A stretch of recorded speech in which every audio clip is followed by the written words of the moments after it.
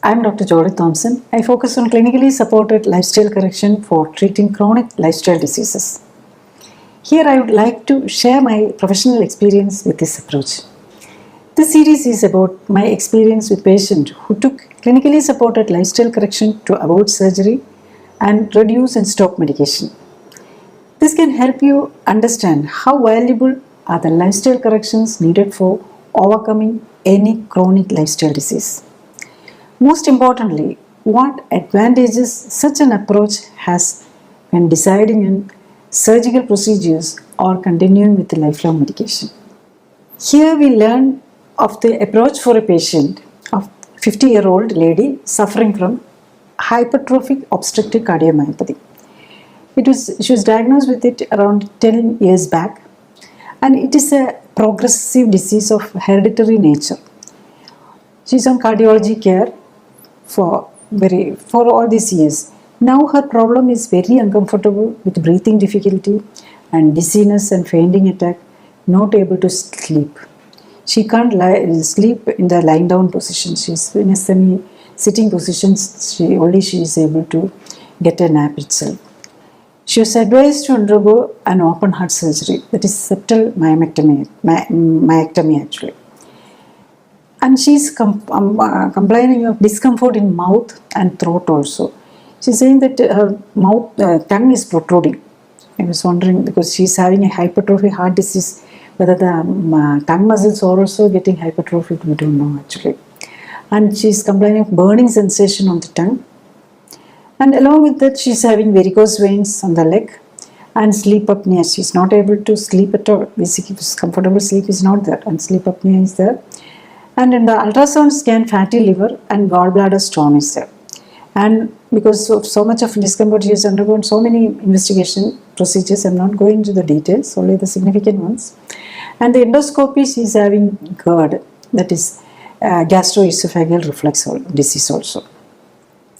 Here I will try to explain how the surgery could be avoided, how long it took for multiple medicines to be reduced and stopped, how long it took to get relief from symptoms, and progress evaluation based on corresponding improvements in periodic tests. Next, when we come into the patient details, she's a 50-year-old lady, height 159 centimeters and weight 60 kg. Body age 55. Actually 5 years of accelerated aging is there. And her abdominal circumference is 97 centimeters, having abdominal obesity. She's not that obese, but abdominal obesity is there. And her fat percentage is 35.2. Ideally, it should be less than 25. Ideally, around 15 to 25 is the ideal fat percentage for the ladies. Okay, it should be always better to keep it around 25 at least. When we come to the diagnosis, it is hypertrophic obstructive cardiomyopathy. And it is diagnosed for the last 10 years, and now she is having discomfort, all sort of discomfort. And chest discomfort, breathlessness. She is not able to do the routine activities and even to sleep comfortably. That is the situation actually. And she's having this, she's saying that the tongue is protruding, tongue burning, and so much discomfort in the mouth and throat also. And diagnosed with the GERD, that is gastroesophageal disease, reflux disease is there, that is the acid coming into the esophagus and to the larynx and all. That may be one of the reasons for she is not able to lie down and lack of comfortable sleep. And gallbladder stone. And this disease comes when we for this clinically supported lifestyle correction, we are actually correcting the body composition. So we categorize the disease into a few categories. Actually, she's having genetic. There is a genetic predisposition is there clearly, and also there is obesity and metabolic disorder is there. And also she is having some autoimmune problems, autoimmune disease. That is actually varicose vein and GERD and all comes under the maybe of autoimmune nature. Next, when we come into her discomforts, mainly breathlessness, chest pain, dizziness, acidity and gastric discomfort, neck and back pain, and also discomfort in sleeping, and also sleep apnea, and mouth discomfort and burning tongue and all. When we come into the medication, actually she's not can be, there is not much medication for it. Only she's getting palpitation, that is fast heartbeats. For that they had given Concor, that is bisoprolol. It is a beta blocker that actually reduce the heart rate. That is the only medication which she was taking currently. She was on other this anti-acidity agents, and those things are also taken. That is not that significant. That is why I am not mentioning this here. When we checked the blood test, also there is not much of the abnormal parameters in them. We do a detailed test study on itself. And in vitamin D was reduced. Nutritional point of view, vitamin D was low, and also her cholesterol was high, because a cardiac patient also cholesterol is high, and troponin was high. That is actually troponin test is done to see there is any problem with the cardiac. Actually, it shows the cardiac muscles are damaged.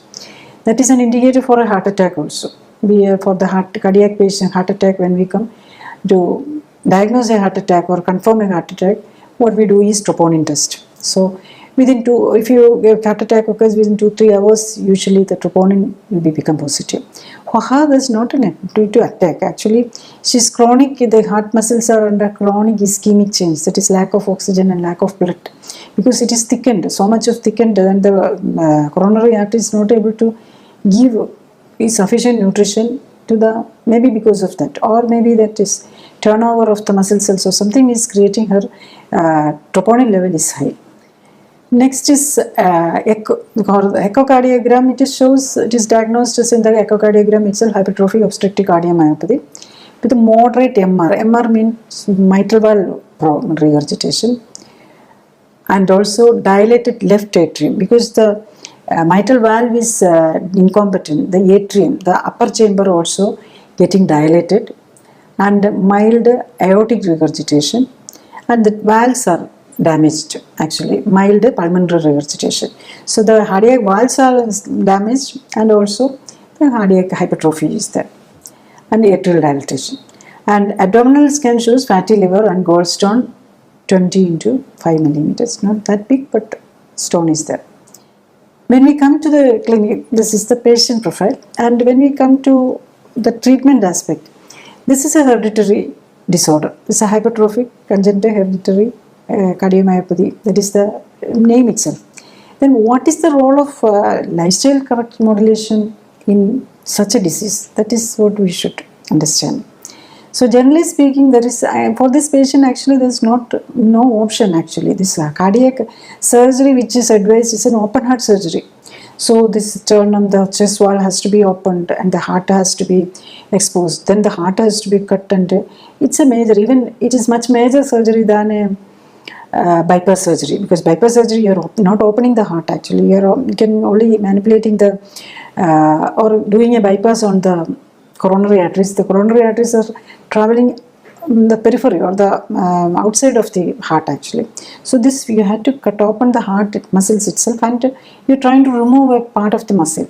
So it may not, it can give so much of complications. It's a very dangerous surgery itself, and also the result you cannot predict. You can have there is a very good chance that is on the table, or immediate postoperative complications and even death. So that one aspect. Another, she was advised for that surgery, and so that is why she came and tried for a clinically supported lifestyle correction, and she wanted to try this. So there is no option also. And in clinically supported lifestyle, what we can do in this sort of patients, because her heart is compromised, so reduce the heart workload. That is the primary focus we are doing. She's slightly overweight patient, so she can, what we are trying to do to help her, trying to do is to reduce her body fat and bring her a BMI to low normal. For her BMI is actually 23.7. It is only slightly high for an Indian. An Indian, its ideal is maximum BMI is ideally is 23 only. Generally, it is for the Caucasian Central, we generally consider 24 is the ideal or maximum. It's not ideal. The people think that that is the ideal. It is not correct. Actually, for the generally 18.5 to 25 is considered as the range of BMI. That is actually depends on the how much muscle you are, how much activity is there. If you are in the lower activity range, you should keep your BMI also to the lower low normal. That is for the Indian, it is 18 to 23 is the ideal. So what I want to make her comfortable, we are trying to reduce her 18 to 19 ideally. That is actually we are intending. So see what is the benefit out of that. And also she is having this varicose vein and also fatty liver. Definitely varicose vein will definitely reduce. That is our experience. Even the varicose ulcers all can be corrected with this lifestyle modulation. So, and also fatty liver. That is, if she is able to reduce the weight, definitely reduce the BMI, definitely fatty liver will be gone, and also gallstone size will be reduced.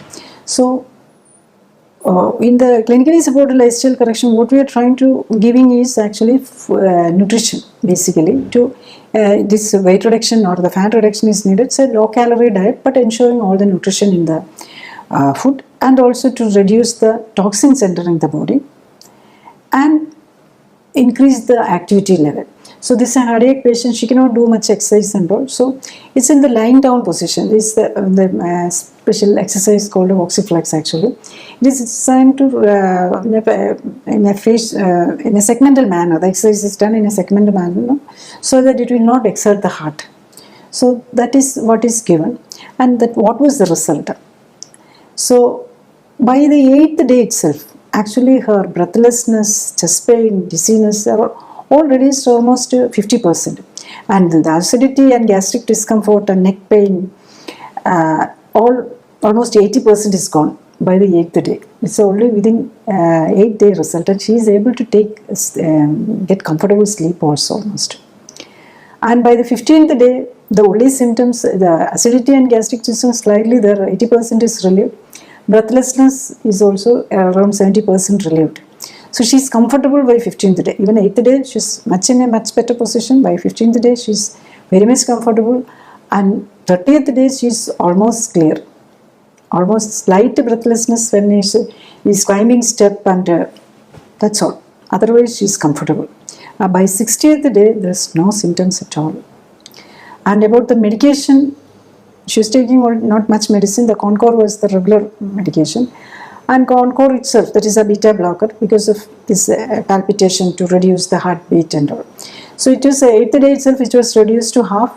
And by 15th day, it was reduced to half tablets SOS. That SOS means if any palpitation comes, she is asked to take. But she never had much of the problem, and she was not taking this beta blocker at all. And when we come to the blood reports, and vitamin D was low, but it is by 30 days itself, it is 28, it has come down up to 47. And the dyslipidemia, cardiac patient, dyslipidemia is significant. So it also came down by the cholesterol was gradually reducing. By 90 days, the cholesterol came down, and the triglyceride and all the parameters are okay. A slight increase in the ST, we don't consider it significant at all, because that's a calculated thing. So if the triglyceride and HDL is okay, then itself the problem is over. Troponin level, that is a cardiac marker. That is, troponin means it is a protein oozing out from the cardiac muscles. So it is usually taken as a indicator of heart attack actually. For her, there is no heart attack, but there is damage in the cardiac muscles. That is why it was high. It's not that high actually. For the cardiac, if it is a heart attack and all, it can be even thousands. It can come in 3,000, 4,000, 5,000 and all. But it is only slightly elevated. It shows that there is a chance that there is heart attack can occur. And it was initially 28.2. And in 5th day itself, it is came down to 26.5, and gradually it was reducing. By the 15th day, it was 19.7, and but after that, actually, it was slightly increasing. Maybe because of the resorption, we don't know. I'm not able to explain why it is slightly increasing and why it's slightly decreasing. And initially it has come down, and then it was it was actually slightly fluctuating, and by 180 days it come down to 15.6. Actually it is normal, I think around less than 13 or something is normal. So it is not that high, but it is also that the troponin level also is showing improvement. And when we come to we are trying to correct the body composition, and through that the immune system and the hormone system we are trying to correct. Actually, blood pressure and the cardiac activities depend on basically neurological and hormonal activities. Next is when come to what are the changes in the body. So we had this dramatic improvement in the symptomatic relief was there. What is the reason for that? Actually, she's having GERD, that gastroesophageal reflux syndrome. So that with the change in the food habits itself, usually that is all very fast relief will be there. So that may be adding for our cardiac discomforts also. So maybe one that thing. And then when the changes in the body, what are the changes in the body actually? Her weight was initially 60 kg. She was not that overweight, only 23.7 was her BMI. And it was gradually reduced to 54.8 by 30 days, and by 90 days it is around 50 kg, 49.9, and by 180 days it is 48.4. So around 20% reduction is there.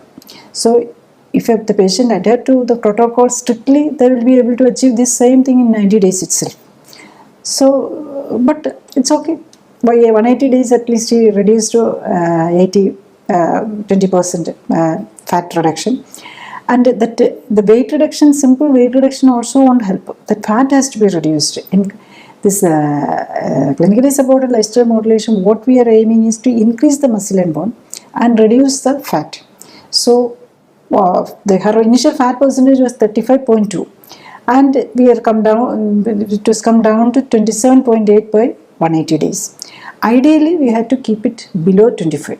For her, it is a must, because she cannot tolerate too much of because when the body size is reduced, the heart workload is reducing, and also many of these hormones, so many hormones are actually controlling the heartbeat, BP and heartbeat and all. So if it is in the relaxed, it is in an optimal way, the cardiac activity also will be workload also will be reduced. That is what we are aiming for. And her abdominal circumference was initially her abdominal obesity 97 centimeters was there, and she is able to reduce it by 180 days to 72. So that much difference is there, that so much of fat is gone. And initially her BP was 110/70 with this beta blocker also, but without any beta blocker or antihypertensive medicine, her BP was perfectly controlled. And that is actually the body composition changes, and it is actually helping her. Even the cardiac heart doesn't have to work that much.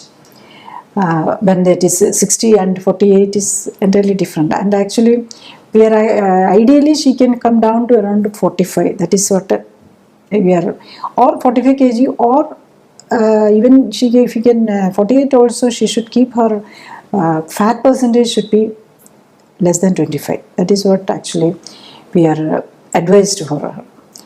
So what is the future? How she should be managing herself in the future? So usually we give a continuous monitoring for the 180 days, and after that intermittent every after 270 days, that is 9th month, then 1 year, and then depends on the patient's problem, every 6 months or yearly follow-up. That depends on the patient. So for her she is comfortable, not symptomatic at all. So she is advised for a yearly follow-up only is needed. And in between she has to check her troponin level in between. So troponin level, if it is reducing, that is making us very comfortable, and keep her weight around 45 to 45 kg, and body fat. Ideally for her height, her abdominal circumference should be less than 70. Around 65 will be ideal. If she can come down to that, she will be perfect shape also. So That is it, and it is the very. I was also very impressed with this clinically supported lifestyle correction for this patient, because it's a hereditary problem. So I was also not expecting this much relief for this patient. So it was a surprise for me also, that total relief in the symptoms for a hereditary problem actually. So even that repeat echocardiogram may not show the complete thickening, complete correction of the heart, this muscle wall also. That is one repeat echocardiography was done, but there is some reduction in the thickening of them. That's all. But the symptomatic relief is tremendous, and the patient is comfortable. That is the most important. And if she is able to maintain this, she will not be having much problem at all, I think. Here, in clinically supervised and supported lifestyle correction, what we are trying to do is use the healing power of the body by empowering the healing aspect, the anti-inflammatory aspect of the immune system. First is by providing optimal nutrition. Second, by promoting removal of toxins by improving circulation through optimal stimulation of all cells by planned exercise. Third, minimizing toxins entering the body through food, water, air, and cosmetics. Diabetes, hypertension, heart disease, liver disease, kidney disease, obesity, stroke, allergies, autoimmune diseases, and cancer come under the umbrella of lifestyle diseases. 90% of the medications and 90% of the surgeries are for lifestyle diseases. This means that 90% of the medicines and 90% of surgeries can be avoided. In the case of any lifestyle disease, the best treatment begins with the first step of diagnosing the underlying fault in lifestyle that is the cause of the disease. Next is corrective measures to rectify the damage and overcome both the disease and the need for continued medications and surgical interventions. It is good to understand that neither medicines nor surgery can cure a lifestyle disease. To put it differently, it is not a lack of medication or surgery that created the disease in the first place. This is why once medication is started, it becomes a partner of the disease for life. Very often, both the disease and medicines will keep on adding more numbers along with the unwanted side effects, with no hope to return to a healthy status, which not only affects the patient but also the dependents and caretakers. This is why it is very important for you to understand and correct lifestyle while also encouraging others to do so. Another important aspect is when someone is talking about healthcare and treatment approaches, you should consider the scientific background of the concerned person. I am Dr. Thomson, started medical education in Government Medical College, Kottayam as 1981 batch and completed Diploma and MD in Obstetrics and Gynecology from Government Medical College, Thiruvananthapuram, Kerala, India in 1992. After additional training in reproductive medicine, surgery and painless labor, I joined government service. Later, I resigned from government service and in 1997 started practicing as consultant at Life Care Center, Devara, Kochi. I focus on lifestyle modulation with the clinical support for lifestyle diseases, minimizing need for medication and surgery. We believe the informed patient is the key to treatment success. You can find detailed content on different diseases, their treatments with emphasis to the benefits of lifestyle correction from website and YouTube playlists. The videos are prepared to understand more about the disease, the possible underlying cause, early diagnosis by understanding symptoms, current diagnostic methods and treatments along with the benefits and side effects, practical aspect of lifestyle self-correction and for those who may require clinically supported and supervised lifestyle correction. When a patient is having more than one disease and There are too many diagnostic and treatment modalities with many side effects. Awareness of the benefits and problems of different diagnostic, medical, and surgical interventions is the key to regain your health. Better informed patients take better decisions and live longer, healthier, happier lives. I would like to bring to your attention how the major part of the medications we take are excreted in urine, sweat, and stool.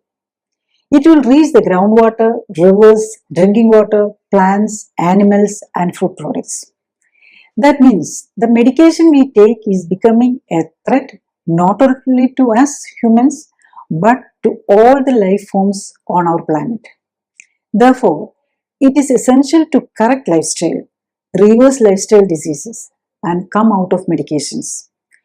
To protect your children, grandchildren, and the coming generations from the ill effect of toxic pharmaceutical pollution, we should come out of the dependence on medication. The current norm of chronic patients on lifelong medication has to change. Spreading awareness on optimizing and minimizing medication is the need of the hour. Thank you.